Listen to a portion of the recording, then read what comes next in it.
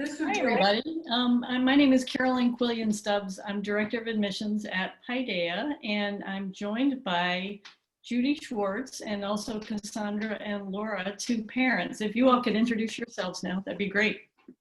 Judy? Hi. Okay, hi. My name is Judy Schwartz, and my job at Paideia is I'm Director of Parent Involvement. And so on a normal year, I'm out there running a million different events which parents actually are running. I'm assisting them. Been at Paideia a long, long time, had two children graduate from Paideia, and happy to meet all of you and answer the questions you might have about Paideia. Great. Cassandra? Good afternoon. My name is Cassandra Spiller-Belton, and I am a Suzuki alum. My daughter Sasha attended primary 3 at Ponce City Market, and she is now a second grader at Paideia. Great. Laura? Hi, I'm Laura Blackwell. My daughter Sadie is just starting kindergarten at Paideia this year. And I also have a son, Avi, who's still at Suzuki in the primary class with Miss Sonia, and Sadie was also with Miss Sonia as well. Great. I do have a few slides to show, and I think maybe what it makes sense to do is do a general introduction to Paideia, and then Judy and Cassandra and Laura, I hope that you will jump in at any point you want. And so I guess we'll go. I have a few minutes, but I think, you know, what we're finding is that it makes a lot more sense for people to ask questions and to have a conversation than for me to talk at you. We're just getting the hang of these virtual things. So let me share my screen. So what you should see, hopefully, is the Paideia School Suzuki Fair. Is that what you see? Yay, good. Okay, so we are age 3 through 12th grade. We have 1,030 students this year.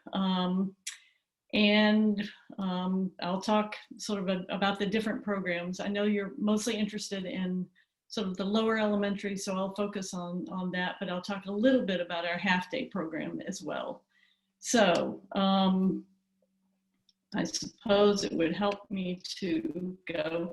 We are located on Ponce de Leon Avenue, so we're centrally located. It's really, we're certainly near the Suzuki Ponce campus, but we have had families from the other Suzuki campuses come as well. Our campus is spread out mostly between Oakdale Road and Fairview Road on Ponce de Leon. We have one building in the block between Oakdale and Springdale, and that is our half-day building, which is at 1341 Ponce de Leon.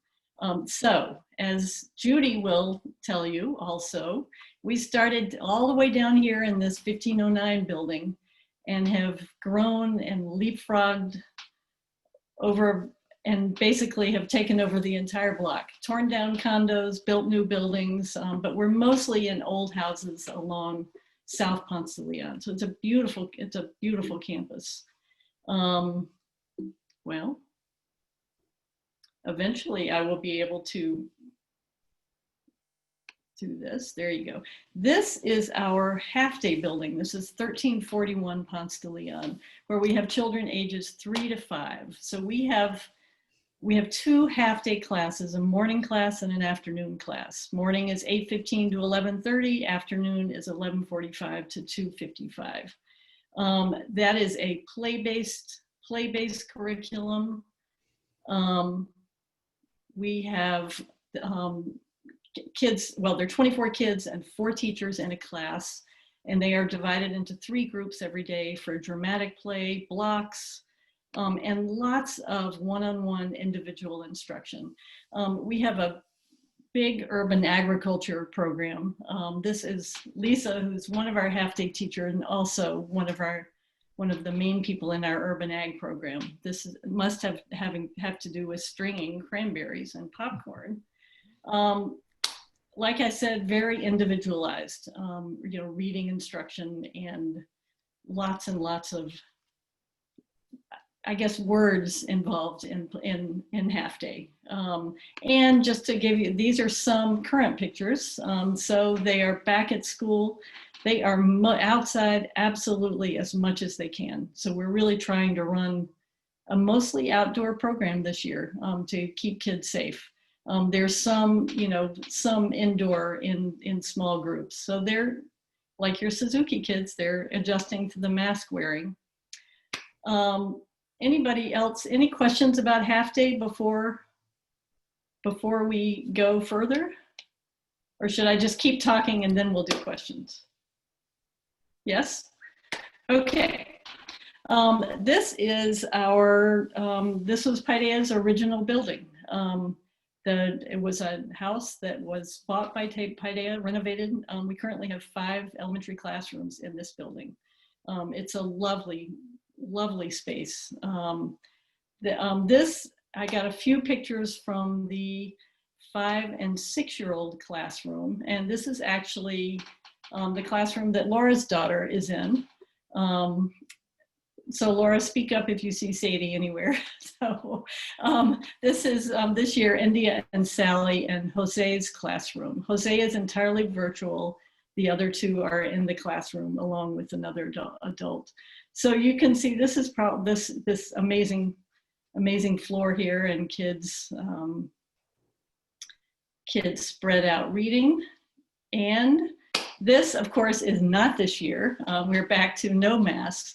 Jose is a musician. There's always lots of singing involved in the elementary. I always say that there's really a Beatles subcurriculum that we don't advertise, but it certainly is there. There, lots and lots of building throughout the elementary. This is Kid City, where they actually borrow blocks from some of the other elementary classrooms so that they have a huge supply.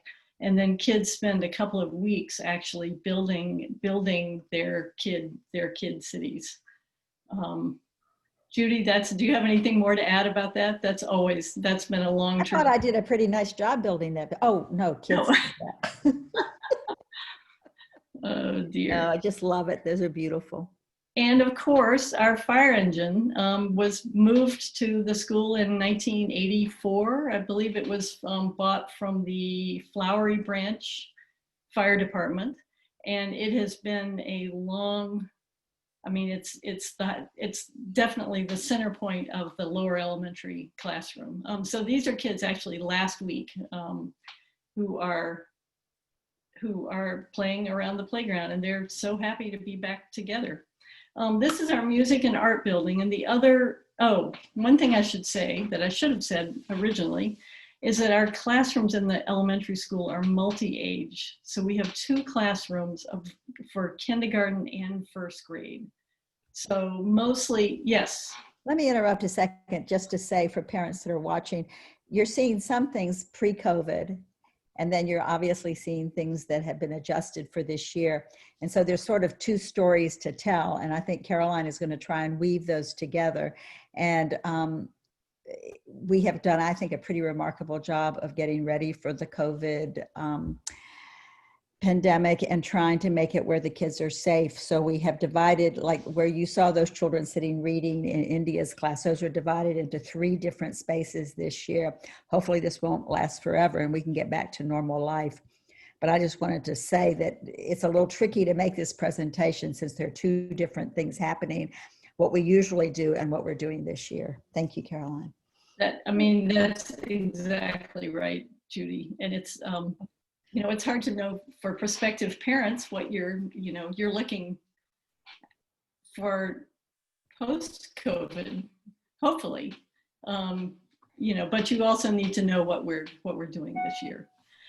Could you review what ages are, sorry, I'm a little confused around the half-day kindergarten program versus the full-day kindergarten program, and then the pre-K that is 3 to 5. What's the guideline around when your kid would be? Because as you know, Suzuki's a full-day program right now, so I'm just... Right. Yeah, if we wanted to be not confusing, we wouldn't do it this way. So our half-day program is for young 3s through young 5s at the beginning of the year. So essentially, most of the kids who are 5.5 or younger at the beginning of the year go into the half-day program. Most of the kids who are 5.5 and older go into the full-day program. However, it's not a firm deadline. I mean, a firm cutoff date. It's really that we think that at Paideia School, our half-day program is more appropriate for the younger 5-year-olds. There is a way to make the half-day longer. We do have an alumni parent who runs a program that dovetails with our half-day.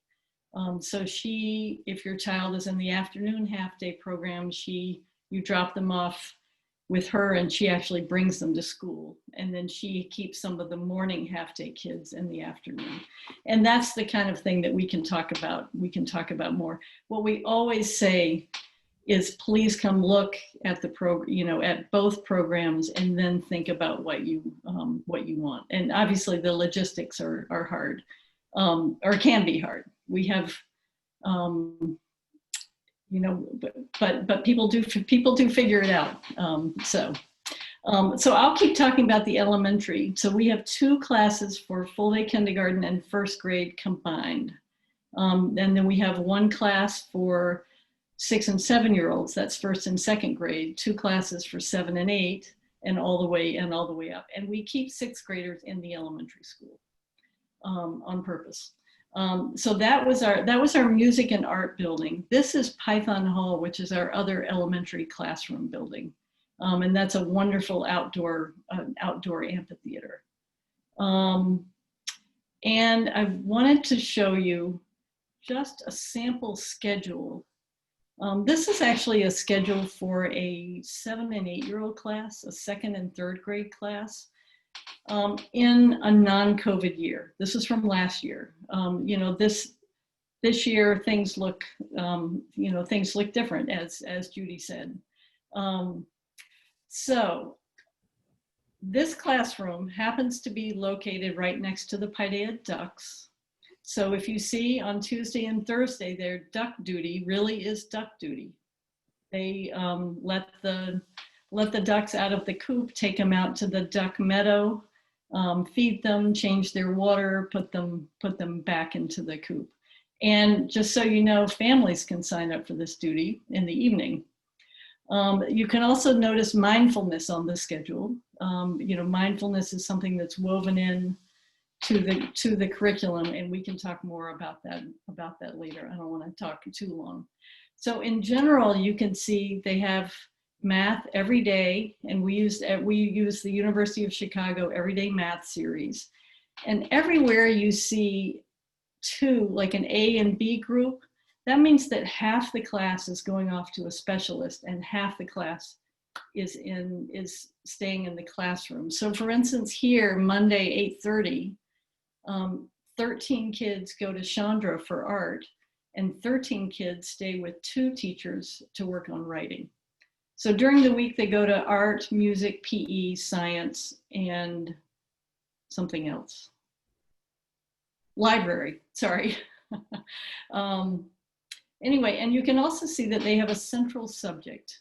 So most of the elementary classes choose a subject to teach around for the year, and it can range from Georgia waterways to ancient China, depending on the age group. And I just have a couple of slides of a classroom. And again, this was last year. This is a 7 and 8-year-old classroom, so 2nd and 3rd grade. You can see how it's set up. I always say that, Paideia is serious education in an informal setting. And that's, that's been, you can see that in these pictures. This particular class last year chose bridges as their central subject. So they spent the whole year, not all day, not every day, but learning about the history of the bridges, lots of engineering. You know, you can certainly, you can go anywhere, any way you want to with any central subject. So you can see here, they're, you know, learning about bridges, trying out bridges, you know, brainstorming their bridges, and then trying out bridges. So that was just, you know, a good example. And what I love about this is the sort of collection of shoes in there in that slide too. So music, you know, kids have music twice a week. They start with instruments, band and orchestra in the 5th grade. And this is music and movement. It's definitely music exploration as opposed to telling kids exactly how they need to play. We have I would say, well-developed science and STEAM and urban agriculture program. This is in the science lab, elementary science lab.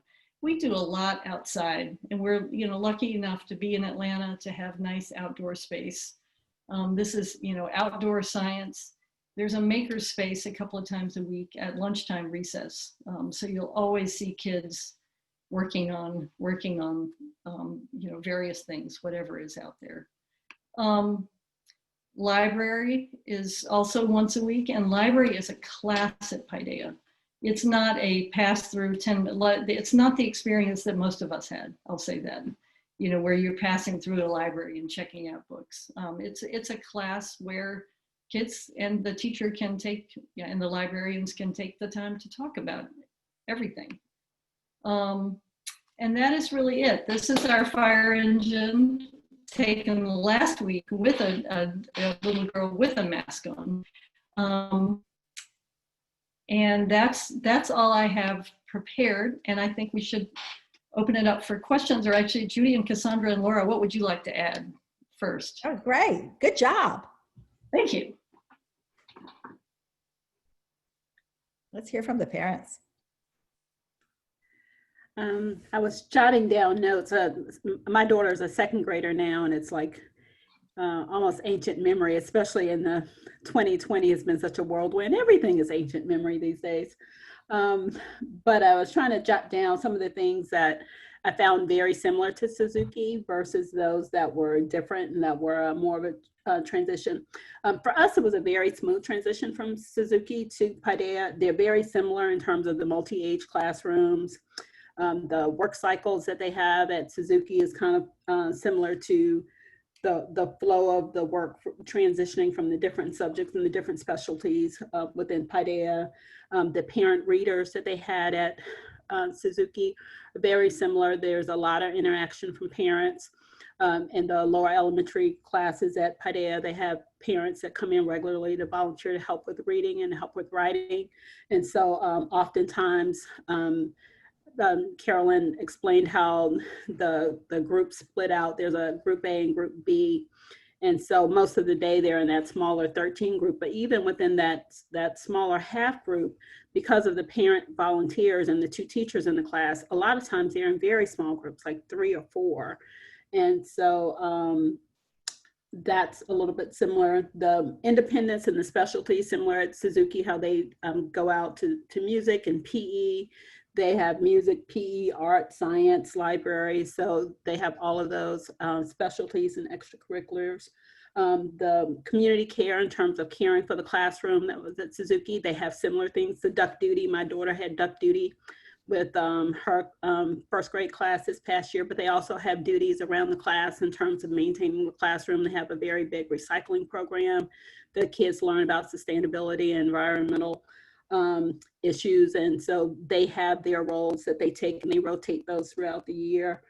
And kind of that, I call it, but I came to Suzuki. Suzuki was very different from my educational experience and anything that I had seen. So that was the biggest leap for me, was going to the Montessori. And I always said it was kind of organized chaos. I never quite understood how they did it, but it worked. And Paideia is a little similar, that you come in and there's a lot of different things going on, but I'm really amazed at the growth that my daughter's had and how much she's learning, how much she's not just retaining, but truly understanding. I think that their writing program is really a gem. I like that they teach it from a standpoint of like when they did oceans for her central subject, and at the end, as a kindergartner, she prepared notes, did a presentation, and had other classes come in and presented. They did restaurant reviews, and so it's a kindergarten restaurant reviews, but all the writing is with the perspective of they're teaching them that the purpose of writing is to communicate an idea from the very beginning as they start out writing. And so she has really blossomed in that area, and she's learning concepts that I know I wasn't introduced to, maybe not even junior high school, it might've been high school, some of the concepts that I was introduced to. So it's at an age appropriate level that they introduce it, but I think that has been one of the real gems. And then my final one, and I'll be quiet, is that the amount of individualized attention and the amount of social emotional development and communication. Be prepared. They really encourage advocacy and a sense of voice, and so that will be reflected at home as well, so be prepared. My child has embraced that fully, so we have a lot of conversations at home, and so we've enjoyed our experience.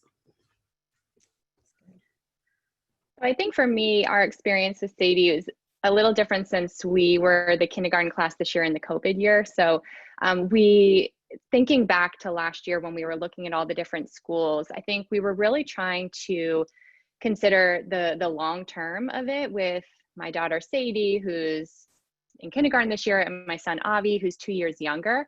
And I think seeing Pia and Casey on the Zoom call, they know how different my kids are.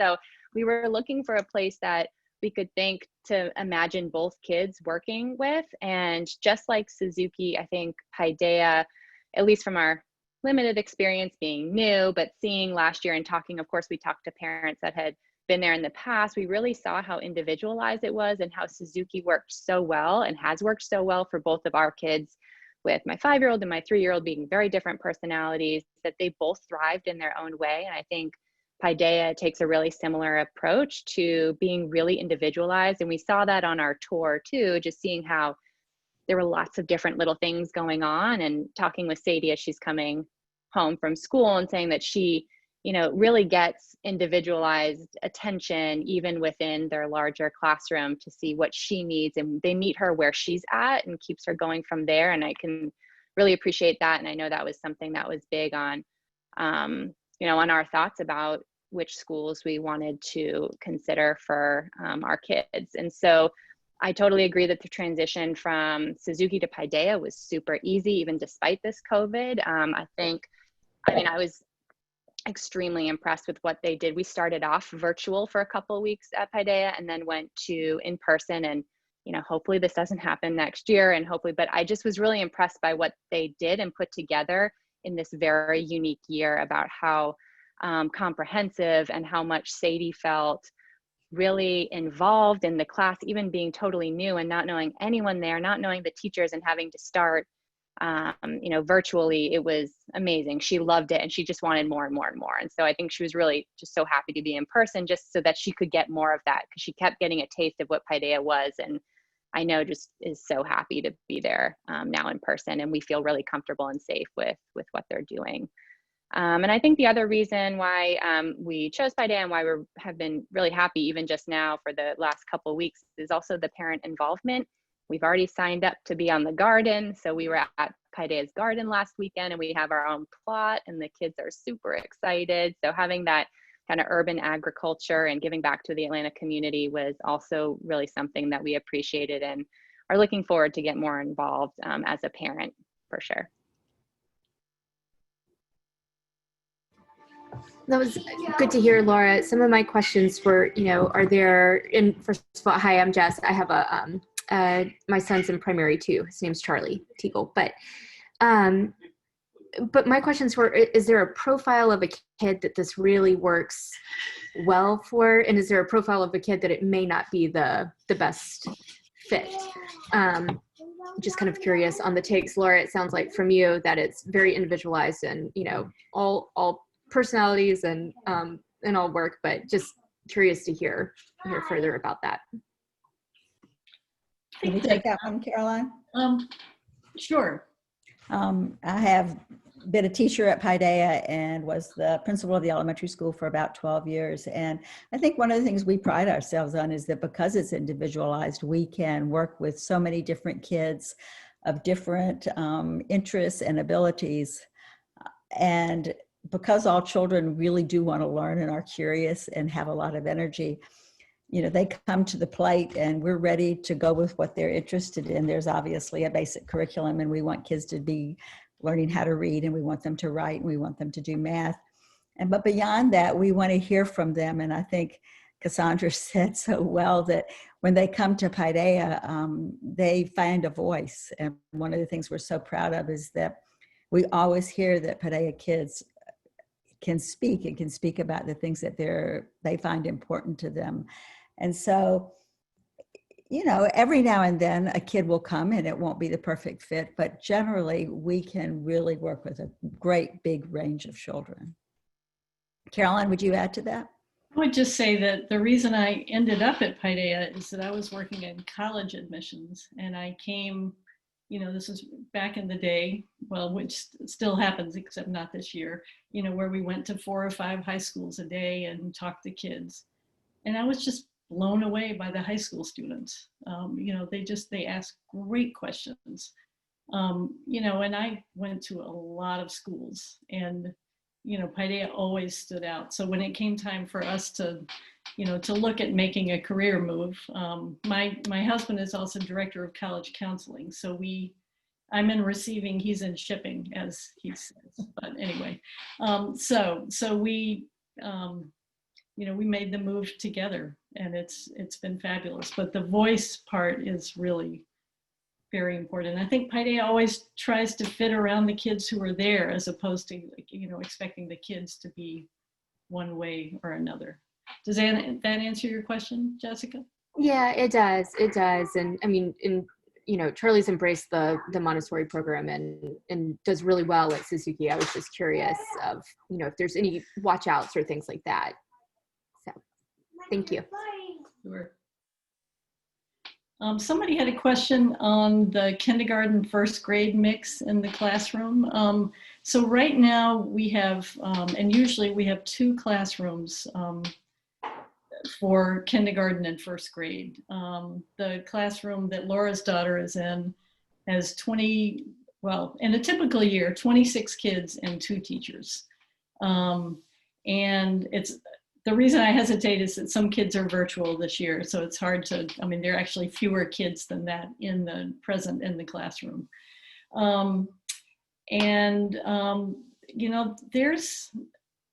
You know, where they are in reading varies a lot. It's not necessarily the 6-year-olds who are ahead in reading or in any of the academic skills. But, you know, like others have said, it's individualized enough that they can all make progress. So you're really looking at where a kid is with their reading and building on that. Does that answer your question about K1? Hi, Carolyn. This is Laura. Hi. That was my question. It does. And I actually have another question similar to Suzuki, how, you know, when the children transition to primary, they're pretty much in that same primary class until they graduate. Would that be the same scenario for the kindergarten first grade class? Like they're in that same class for 2 years, or would it switch potentially for the second year? Oh, that just varies from year to year. Okay. Child. Yeah. You know, often several children will stay in that classroom as a kindergartner and as a first grader, or as a 5-year-old and a 6-year-old. You know, we try to use the age. We try to call them by their ages because it gives us so much more flexibility. For instance, with summer birthdays, you don't necessarily want to decide when they're 4, when they're going to graduate from high school.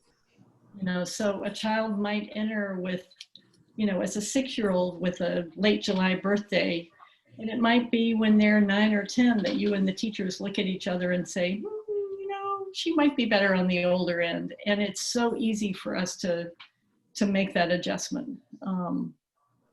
So Judy, do you want to add anything to that? No, I think you did that perfectly. Oh, That's great to hear because we're on the opposite side where our daughter Emery will be 5 in November. So when she transitions, she's going to be on the older side and she's full of leadership skills. So just curious in the realm of how that works. Thank you though. you're welcome. Cassandra? She sounds similar to my daughter. My daughter's birthday is December 2nd, so she was 5 December 2nd, and she was in the K1 class her first year for kindergarten. And I'm saying K1, and I'll add something that's very different at Paideia. I still don't know the different classes because all the classes go by the names of the instructors, so it's difficult sometimes to know if that's K1, 2, 3, or 4, 5. And they also, this year, my daughter is in a 1-2 class because she went from a K1 to a 1-2 class. And so she was in the 1-2 class last year, and she's in the 1-2 class again this year. And it's my understanding, and Carolyn and Judy, correct me if I'm wrong, but depending on the needs of the cohort and the kids that are coming through, they mix that up. So they'll make different combinations of classes depending on the needs of the students. So that whole traditional step is not really applicable from what I've gathered. I will say, if you ask any self-respecting elementary school kid, they'll tell you what grade they're in. Yeah, my daughter tracks it. They all know, whether we want them to or not, they all know what grade they're in. Yeah. Caroline, there's a question about language. Do you want to take that? Sure.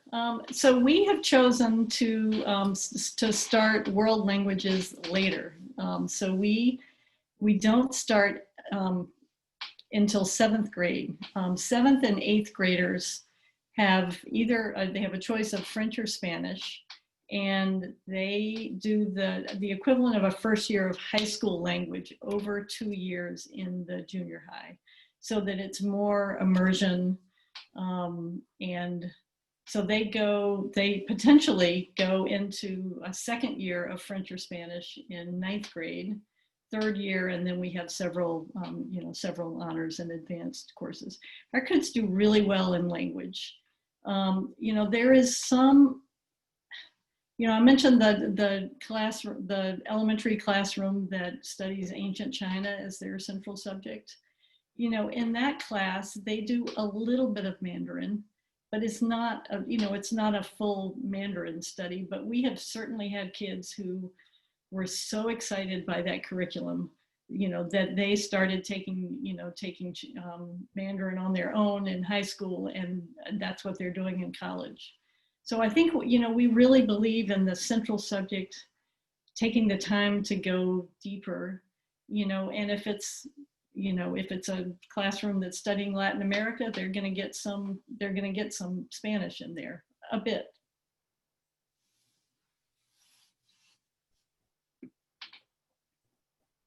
What other questions do you all have?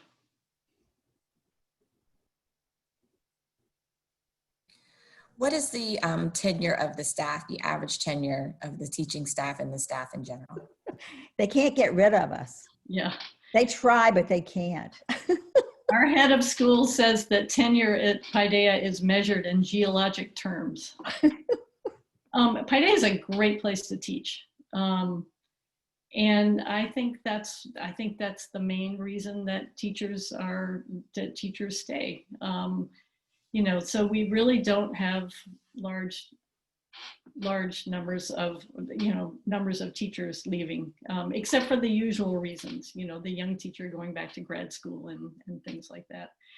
There's a lot of teacher autonomy at Paideia. Teachers in the high school are able to develop their own courses. Elementary teachers are able to choose their own central subjects, and nobody's telling them exactly how they are to get through every class and every day, and that means a lot to teachers. Judy, you probably have more to add on that. Well, the only thing I want to add, because I made a joke about it, is that I'm obviously at the older end of the spectrum at Paideia, and luckily we have so many wonderful new young teachers coming in who are doing such a great job of continuing the tradition of what we started 50 years ago. This was going to be the year we celebrated our 50th anniversary, but we're sort of putting it off a year because of COVID. And so I've watched the school change over these 49 years I've been there, and now there's this wonderful group of very young teachers who are doing a fantastic job. So there's you never would worry about there being high turnover, but you would be happy to know that we do have young people working at this school. Thank you. So there's a question about after-school programs, and I can certainly answer that. And so we do have aftercare until 6 o'clock. So in a normal year, the school hours for elementary are 8:15 to either 2:40 or 2:50, depending on, because we have to stagger carpool a little bit to make it work.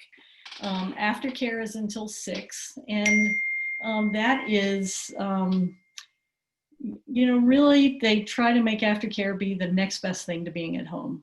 So there's always outside play. There's a quiet place for homework if they need it, depending on the age of the kids. There's often a cooking project, more arts and crafts kinds of things. My kids were in aftercare, the whole time, and they really loved it. There are also lots of after-school classes. There's martial arts, there's chess, there's, Cassandra, you can probably help me out here with what there is. What did Sasha do? Sasha has done, and she's currently doing karate even virtually. She's done karate, she's done theater. They have chess, she's done chess. And they also have Pie Rangers, which is and a Lego club, and a little bit older, I think there's a knitting club, and there's a little bit of everything. Sometimes I think, there are lots of good things to do after school. Kids have such a full day that sometimes, playing basketball and running around on the wood chips is exactly what they need. But you can, in a typical year, go to aftercare, and then, but also maybe do an after-school music lesson or something on campus. So it's a pretty, the joke also during a typical year is you could just show up at Paideia any night of the week and find something good to go to, whether it's a concert or a volleyball game or anything else.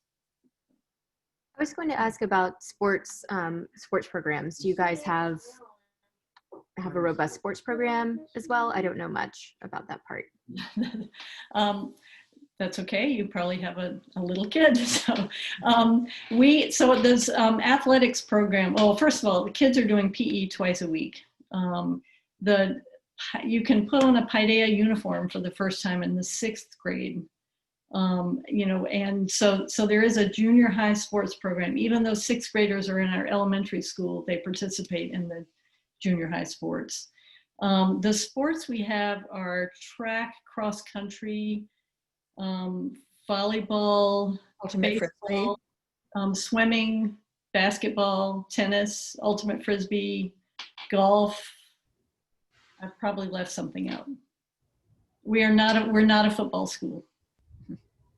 So yeah, that's what most people. Yeah, say. I'm totally fine with that. But no, I just so we're just not big enough, and we don't have cheering. But there is usually a step group in the high school. So, we find different ways to. I don't know, Jessica, if you've been on our campus, but our playing fields are not in the contiguous campus on Ponce de Leon. They're out in Avondale. So if you look at our map on the website, you'll see where those fields are. Python Park has a baseball field, or softball, which is a little bit hard because softball is a sport that's having a hard time keeping going. And then 2 soccer fields, and one of the soccer fields is used a lot for ultimate frisbee as well. Oh, okay. Well, I live in Avondale, so I wasn't sure. You know where? It's right across from the School of the Arts. Oh, Have you yeah. ever noticed it? Yeah. Yeah, I know where you're talking about now, but that's funny. Yeah, I'm not sure if Charlie will be sports, but just in case. Yeah. So. We also rent facilities everywhere. So my husband's the head tennis coach, and they mostly play out of DeKalb Tennis Center, which is a great facility. We have a lot of those little 14 passenger buses. So, he'll meet his team, after school and drive over there and then bring them back. So it's good. Sports are important. And, arts, I mean, we didn't, if we get into the, the junior high and high school, we can get into musicals and orchestra and chorus and band and all of those things. What other questions? Let me then, while you're thinking about questions, let me tell you what I think our admissions process is going to be like this year. You've probably gotten the idea that all schools we're all making this, we're pulling our hair out, exactly, Judy. So I was on a panel last week, and they asked what advice I had, and the main advice for all the schools is be patient. Schools are not 100% ready to go yet. Usually we're completely ready to go on October 1st, and that's not exactly happening. So I will say that we do have a new virtual admissions site. And if you're interested in Paideia, I would urge you to look at our new site. So you can just go to our website and click on admissions. We have a bunch of videos of teachers talking about their classes and talking about some of the things that are really important to Paideia. And link to, if you fill out the inquiry form through Ravenna, then we will send you the link to our view books, and that's a good way to start.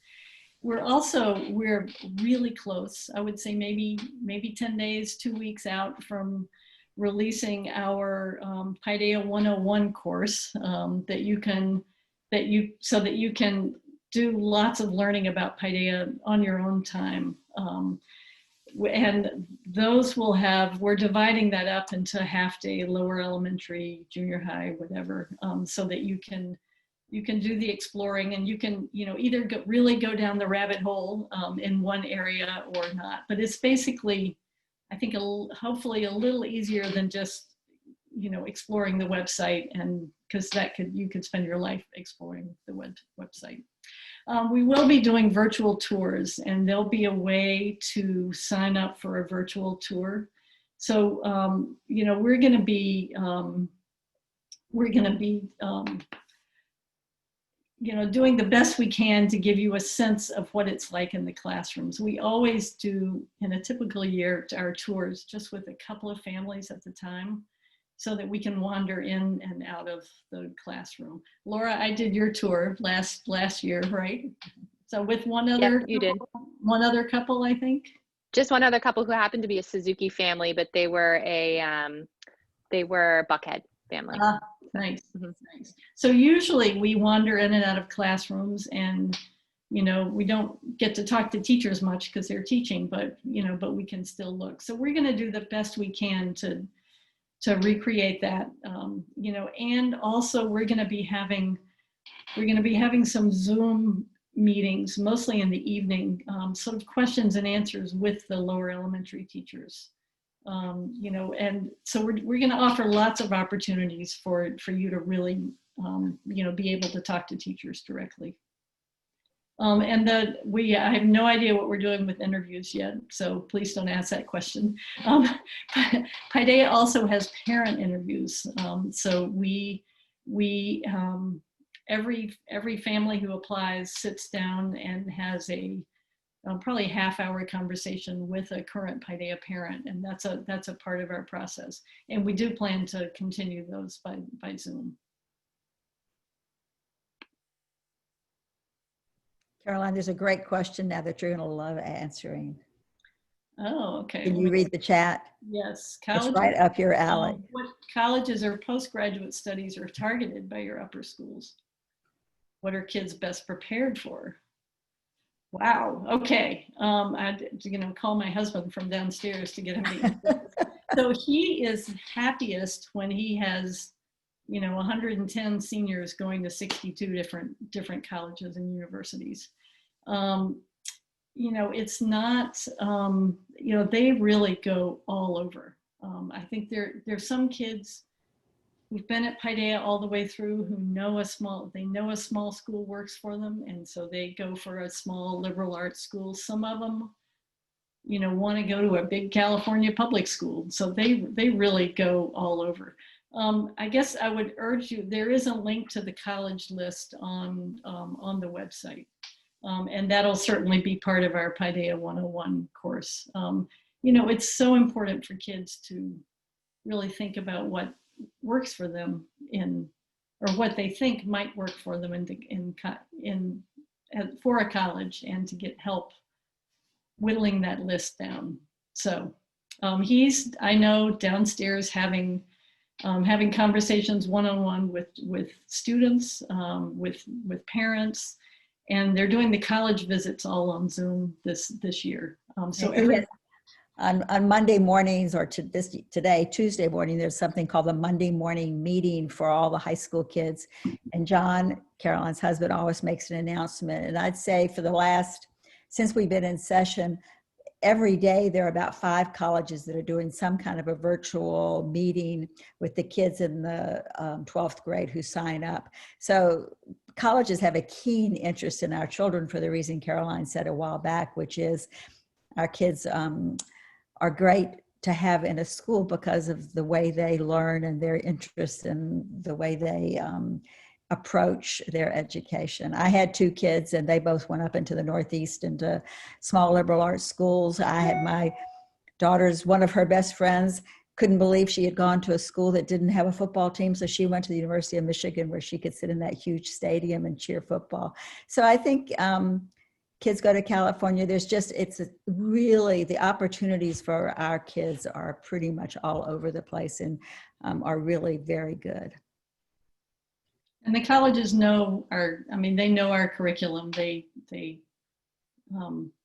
know why they want our kids, which is great.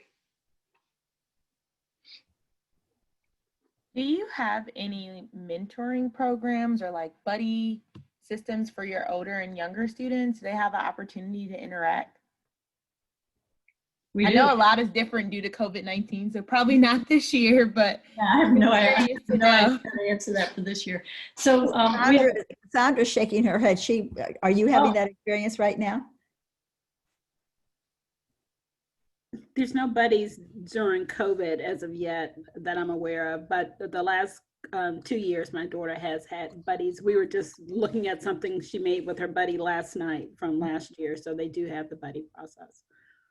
And then in high school, there's something called peer leadership, which is where there are 14 seniors who are divided up into 7 teams, and they work with all the freshmen.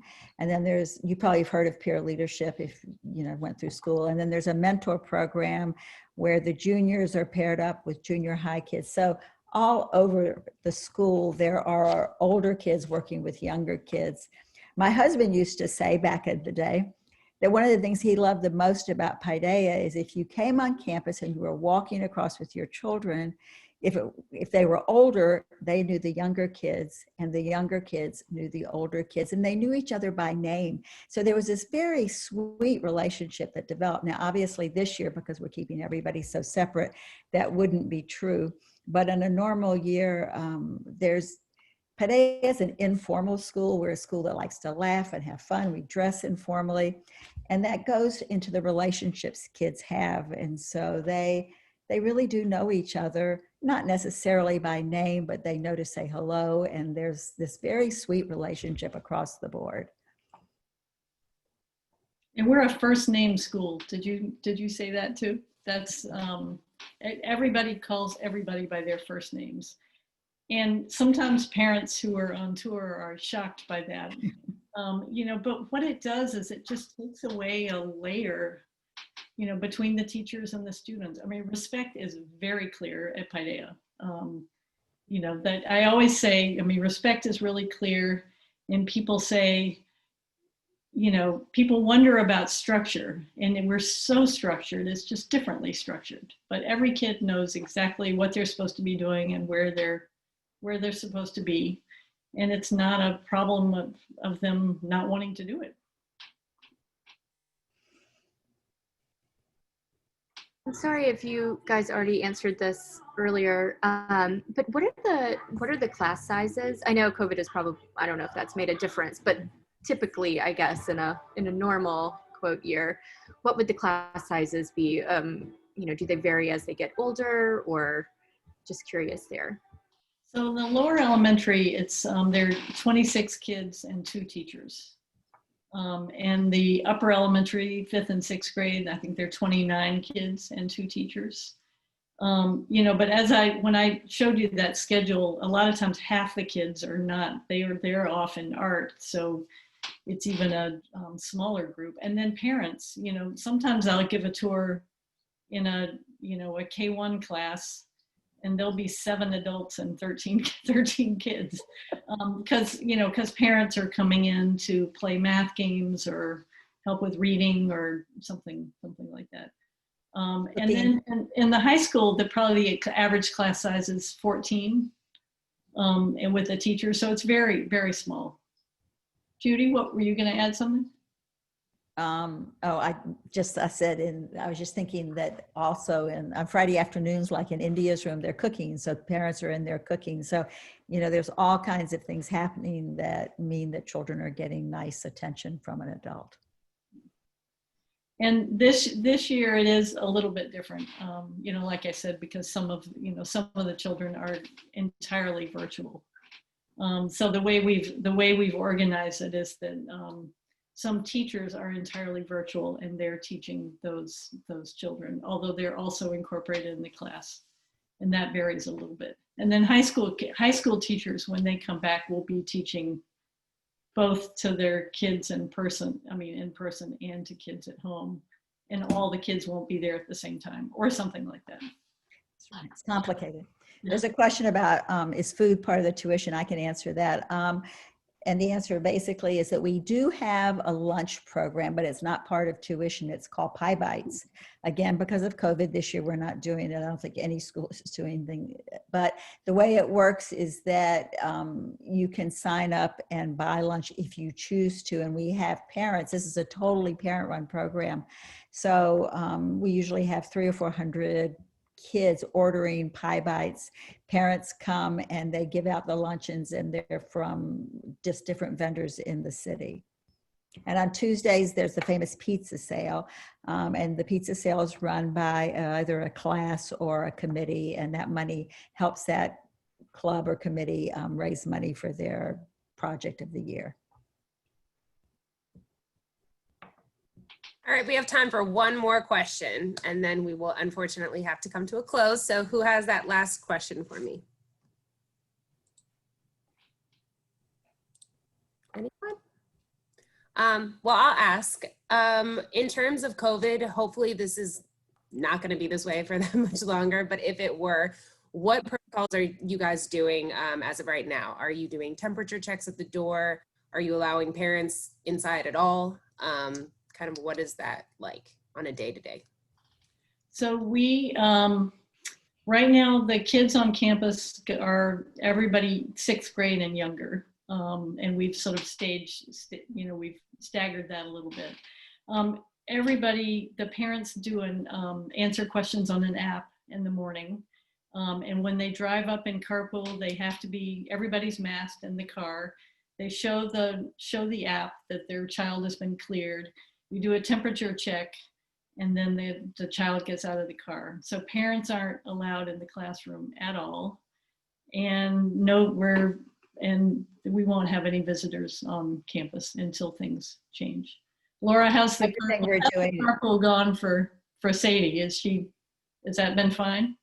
It's been super easy. Like I said, it's different for us because she didn't know anyone going into it. So she literally jumps out of the car and like runs away and doesn't look back. So she loves it. One She's other had thing no problem. one other thing we've done this year, which is very different than what I was talking about a few minutes ago, is we have a junior high, a high school, and an elementary school, and then the half day that's up the street. And so we have divided the campus into 3 places. So nobody that's a high school student will be allowed down into the section that is now the elementary school. And that'll just help keep the separation so that we can keep everybody in their proper places. I mean, it's all unbelievable. It's so un-Paideia-like that it makes me want to cry. But for everybody's safety, we have to do it this year. And we feel good about, you know, what they've devised. I just pray it stops very soon, that next, you know, we can get back to normal. Oh yeah, and we've, you know, we're using spaces for what they were not intended for. So the music and art teachers have moved out. Elementary has moved in, and upper elementary is about to move into the admissions office. You know, so there's, you know. And if you drive by Paideia, you actually might think that we're a wedding site. There's so many big white tents out there. It looks like we're ready to put on a bunch of events, you know, that have champagne associated with them. But we did all these tents so that teachers, again, can take the, you know, Atlanta's a good climate for this. And so art classes and teachers are signing up to use all these different tents. I think we put up, maybe 8 or 10 different tents. And then up at the half day, on their playground, we've put up 3 small tents. So kids can be outdoors, and, you know, we think that's a good safety precaution. Awesome. Thank you so much. Unfortunately, we have to come to a close. And I just wanted to say thank you, Pia, and I appreciate both of you coming on here along with Laura and Cassandra to give us a parent perspective of what Paideia has to offer. I'm sure we'll get a lot of questions, and we've invited our families to send us the questions to then send them to you so you can correspond. But other than that, thank you so much for joining us on this first time virtual parent. I don't even know what to call it. I don't know if you call it a fair, but it's definitely different, and we appreciate your help. Great, thank you. Thank you. Have a good day. Bye. Bye, everybody. Bye.